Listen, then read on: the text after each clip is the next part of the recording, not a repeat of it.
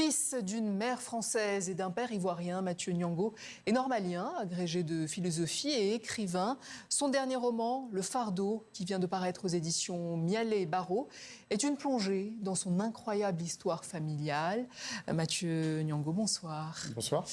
Et bonsoir à vous, Christian. Bonsoir, Le Lydia. Fardeau de Mathieu Niango vous a tenu en haleine et on vous comprend de quoi parle ce roman. Eh bien, cette histoire, c'est à la fois une quête et une enquête, au résultat absolument extravagant. Mathieu Niango, le héros du roman, découvre à 23 ans que sa mère a été adoptée à 2 ans et demi et commence pour lui 20 années de recherche qui vont lui permettre de découvrir que sa mère est en réalité née dans une pouponnière nazie, que sa grand-mère était d'origine juive hongroise et que son grand-père, toujours du côté maternel, était un nazi.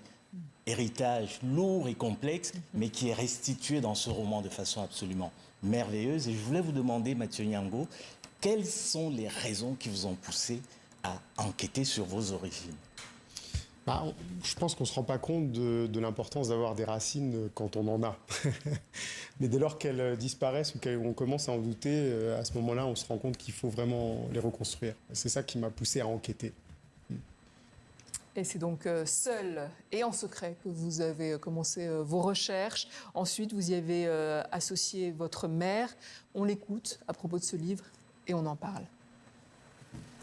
Et puis au fur et à mesure que j'ai lu ce livre, ça m'a fait découvrir la souffrance que ma mère pouvait vivre avec lui.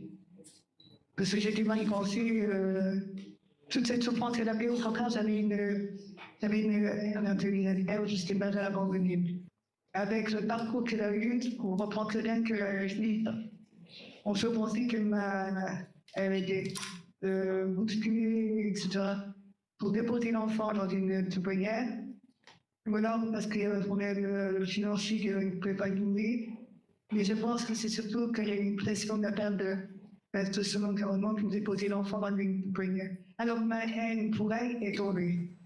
Ouais, très touchant, hein, votre mère. Alors pourquoi votre mère a-t-elle eu honte d'être née dans un Lebensborn, une pouponnière nazie, alors qu'elle n'y est pour rien? Parce qu'on peut très bien avoir honte de ce dont on n'est pas responsable. En fait, on fait souvent cette expérience-là.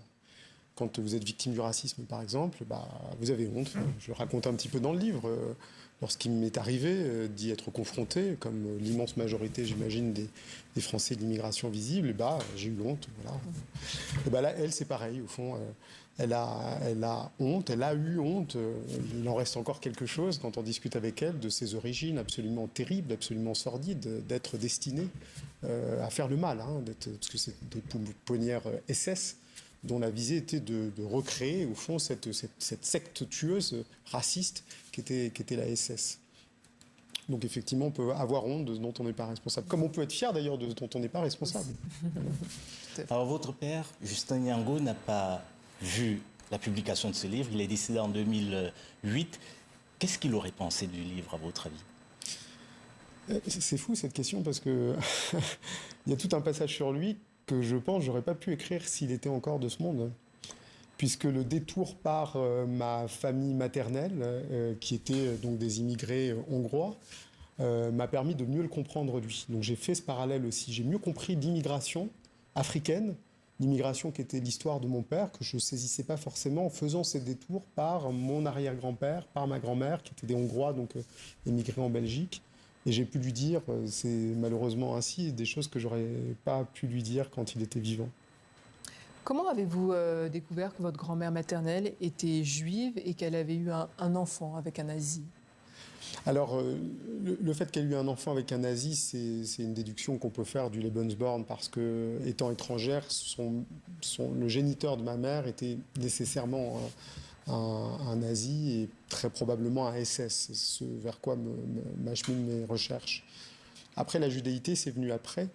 C'est une déclaration, à vrai dire, de sa nièce, parce qu'elles étaient deux sœurs qui ont traversé la guerre ensemble, qui a dit, oui, elles étaient juives, et ça nous a mis sur la piste de la judéité en Hongrie. Alors on s'y est rendu, on est allé à Budapest.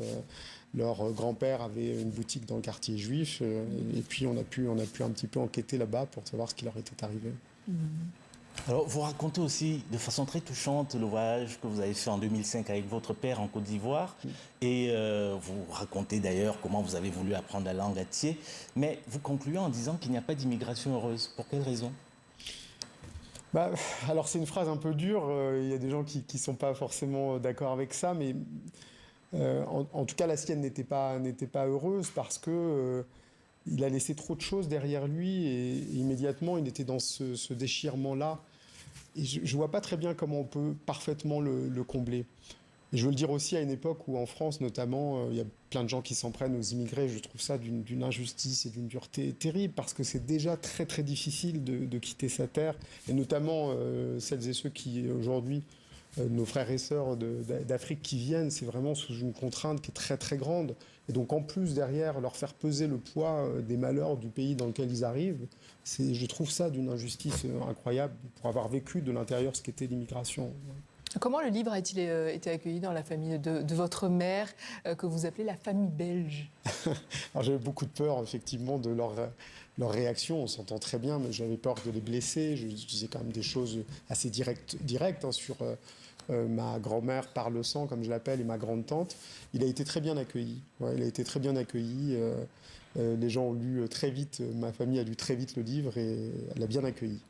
Merci Mathieu Niango d'être passé nous voir. Je rappelle donc le titre de votre dernier roman, Le Fardeau, paru aux éditions Mialet-Barreau. Merci Christian et à lundi prochain. Et c'est ainsi que s'achève cette édition. Excellente suite de programme à vous tous et à demain.